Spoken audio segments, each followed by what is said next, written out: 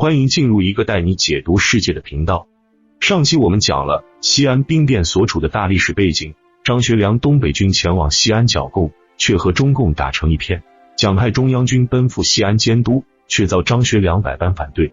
1936年12月，张学良2次劝谏以失败告终，决定和杨虎城发动兵变，矛盾一触即发。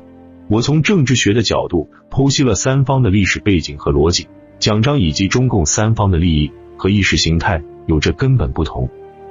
自古青年是进步思想之先行。12月9日，西安大学生游行请愿，要求抗日。张学良当面对话，态度诚恳，保证答复，颇有赵子阳之风。当晚，张再次向蒋请求，又遭蒋的拒绝。10日，蒋在华清池秘密召开军事会议，中央军万要黄部进驻咸阳，于1月之内扫平陕北。11日晚，张杨秘密动员布置军令，决定12日凌晨6点兵谏，并发去电报告知中共，我已发动捉蒋，请给予支持。华清池距离西安不过20公里，几小时后东北军赶到华清池，与蒋卫队激战。蒋慌乱中翻墙而出，跌进墙外沟中，腰部受伤。随后东北军于一挖坑中捉到蒋，并带回西安城。张急电中共告知战况，让红军速即到环县，并让中共到西安共商大计。至此兵变结束，死亡数百。到了上午，张杨先发制人，向南京和全国发去通电，告知自己兵谏原委，并提出8项主张，包括改组政府、停止内战、释放政治犯、保障一切集会等政治自由。此刻的蒋羞愤绝望，不吃不喝，坚决拒绝和张对谈。南京方面，国民党右派戴季陶等人主张立即出兵讨伐，鹰派占据上风。军政长官何应钦筹划大军进攻西安。南京紧急联席会议痛斥张犯上作乱，背叛党国，剥夺张学良一切职务。正像瓦格纳一样，兵变瞬间传遍全球，蒋生死未明。蒋夫人宋美龄担心蒋的安危，同张学良通电后，执意派特使赴西安营救。这边张一边保证绝不伤蒋，一边和红军一起布防，防止中央军进攻。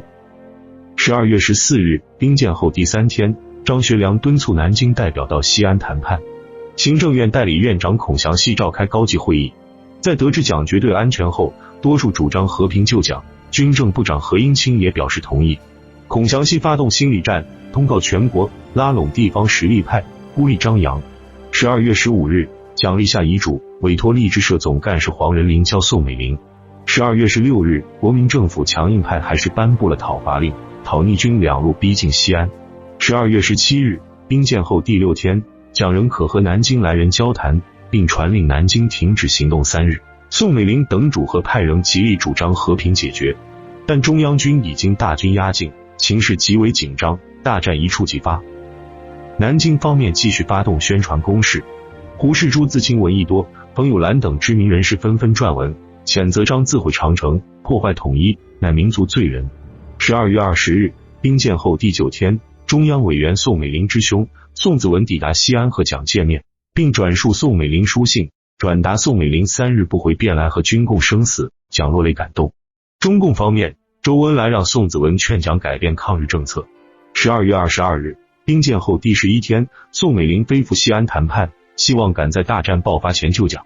突然见到宋美龄的蒋大为惊讶，再次落泪。宋要求蒋不要轻言殉国，同时批张太冲动。张表示他的动机绝对纯洁，只要抗日，绝无伤人之意，且不要钱不要地。宋美龄又2次会见中共代表，了解中共主张。12月23日，兵谏后第12天，谈判正式开始。南京方面宋子文、宋美龄，西安方面张杨和周恩来。基本要求是停止剿共，联合红军抗日。宋子文个人同意。张学良坚决不赞成杀蒋，但西安中下层军官不愿放蒋，担心没人担保日后反悔，也有人欲除之后快。第2天谈判继续，因为达不成协议，蒋无法走脱，蒋最终接受联共抗日，答应回到南京谈判具体细节。张学良提出亲自送蒋回京，他说因为蒋是领袖，领袖受此羞辱，需帮他恢复威信。但东北军高级将领坚称没保证不行，杨虎城也持相同意见。12月25日，兵谏后第14天，张学良决定秘密送蒋回京。张约扬商谈说不走不行，万一我回不来，东北军就由你全权指挥。杨沉默同意。下午3时半，张杨秘密开车载着蒋夫妇前往机场。蒋对杨虎城最后说道：“我答应你们的要求，以领袖的人格保证实现。”张学良此时表现出视死如归，称自己是回去请罪，后事都已经预备。12月26日，飞机抵达南京，国府官员和20万南京市民夹道欢迎。蒋此刻已经承诺抗日，张随后失去自由，历时15天的西安兵变全剧终，但故事还没结束。我们纵观整个西安兵变全过程，从蒋来到西安，亲自指挥亲自部署，于1月之内剿灭陕北，到被送回南京答应抗日，短短2个月，历史发生了180度的转折。也正是这场小小的未遂兵变，挽救了红军，才能使其在日后中日全面战争期急剧膨胀，并于49年建国，蒋最终败走台湾。这就是某些历史事件的4两拨千斤，无不让后人感慨称奇。了解有霍军的朋友都知道，我批判和反对任何形式的专制，因为其有太多弊端。100个人可以看到100个哈姆雷特。我读西安兵变的感受在于一些对我在认知上的触动，比如当时一党专政竟然还存在反对派的空间，军事政变竟然还可以政治和解。蒋虽狭隘扣留张学良，但总体还遵守承诺。红军根据地和民主报刊相当活跃，地方可以反对蒋的领导，蒋还能数次下野。任何人回顾红军当年对人民的承诺，都会嗟然叹息，因为那才是他们的不忘初心。他们当年对中国人民许诺下的基本权利是人民有权说不，人民有权让统治者下台，中国会是一个宪法至上而不是一人至上的文明古国。但如今取而代之的是人民越来越少的权利，越来越被压缩的自由空间，越来越被压抑的心境，越来越复杂的大数据监控，这是人类历史的退步。我当然知道这是没有制约的人性必然，但还是希望一尊能真正的不忘初心。西安兵变后的各方反应也是很好的看点。日本方面不希望国共妥协，一直静观事态演变，后要求南京反共防共。也正是西安兵变后的国共合作，促使日本提前全面侵华，于第2年发动77事变。苏联方面虽号令中共，却没想到会突然扣蒋。苏联认为蒋导中国避乱，这有利于日本，于是斯大林指示中共10天内释蒋。欧美声明不干涉中国内部事务，但希望能和平解决。美国方面直到5年后的太平洋战争爆发，才开始全力援华。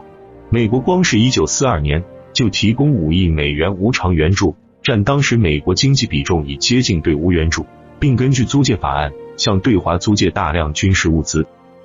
中共方面，毛泽东计划攻沈蒋，以偿还剿共长征之痛，但遭到莫斯科反对。后中共决定分化南京，以不剿共为最终目标。